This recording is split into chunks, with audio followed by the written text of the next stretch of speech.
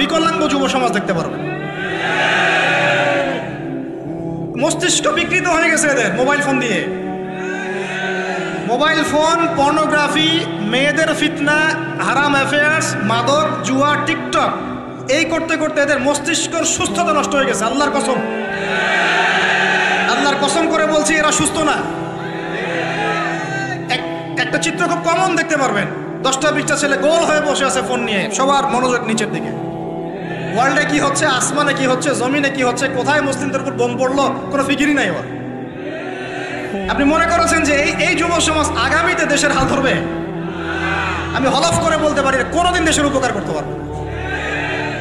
আপনি নষ্ট করে ফেলছেন যুব সমাজকে, নষ্ট করে ফেলছেন। এদেরকে সুস্থতার দিকে নিয়ে আসতে হলে ইসলামী শিক্ষার কোনো বিকল্প নাই, নামাজের কোনো বিকল্প নাই। এদেরকে সামাজিক কাজে লাগিয়ে দিতে হবে, সোশ্যাল কাজে, সামাজিক উন্নয়নমূলক কাজে, এই যে মানবতা সেবামূলক কাজে, প্র্যাকটিক্যাল কিছু কাজে। কিছু বানাও, কিছু করো, সায়েন্স নিয়ে ঘাটাঘাটি করো, কিছু প্রযুক্তি উদ্ভাবন করো, তোমরা কিছু করো। দেখেন আমরা যত কিছু ব্যবহার করি সব কিছু কিন্তু ইহুদি খ্রিস্টানদের। এই যে আমি যে মাইকে কথা বলছি, এই মাইকে ইসলামের বড় বড় কথা বলছি, এই মাইকটাও দেখা যাবে যে মুসলমান তৈরি করে নেয়।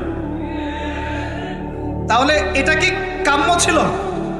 আর এই বিশ্বের যত শিক্ষার বুনিয়াদ, এই বুনিয়াদের শিক্ষা দিয়েছে মুসলিমরা।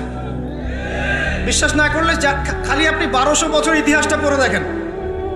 ইবনে সিনার নাম শুনেছেন? চিকিৎসা বিজ্ঞান দাঁড়িয়ে আছে ইবনে সিনার উপরে, নাম শুনেনি? জাবির ইবনে হাইয়ানের নাম শুনেছেন? এই কেমিস্ট্রি না থাকলে আপনি ওষুধ তৈরি করতে পারবেন না। কেমিস্ট্রি না থাকলে কি পারবেন না? মেডিসিন তৈরি করতে পারবেন না। এটা দাঁড়িয়ে আছে কেমিস্ট্রি জাবির ইবনে হাইয়ানের উপরে, যাকে ইউরোপে বলে গ্যাবর ইবনে হাইয়ান। এরকম নাম প্রচুর আছে। আপনি এই যে ম্যাথামেটিক্সের কথা বলেন, জ্যোতির্বিদ্যার কথা বলেন, তারপরে প্রাণীবিদ্যার কথা বলেন, এই রক্ত সংবহন যন্ত্রের কথা বলেন, এক একটা সাবজেক্ট ধরে ধরে দেখেন, সবগুলোর গোড়ার মধ্যে আমাদের মুসলিম মনীষীদের অবদান আছে। এমনকি এই যে পুরো বিশ্বের যে দর্শনগুলো চলছে, যত দর্শন, ফিলোসফিক্যাল থটস, আমরা ফিলোসফি পড়েছি, এই ফিলোসফিগুলোর গোড়ায় গিয়ে আপনি দেখবেন সব মুসলিম দার্শনিকদের নাম লেখা আছে।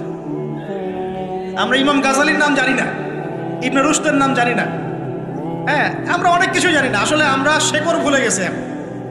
বিশ্বাস করেন, আমরা এই যে প্রযুক্তি, মোবাইল ফোন, টিকটক, মেয়েদের পিছনে ঘুরতে ঘুরতে, অ্যাফেয়ার, বাইক চালানো, আমরা আমাদের জীবনের লক্ষ্যই ভুলে গেছি। আল্লাহ পাক আমাদের যুব সমাজকে তাদের জীবনের লক্ষ্য বোঝার তৌফিক দান করুন।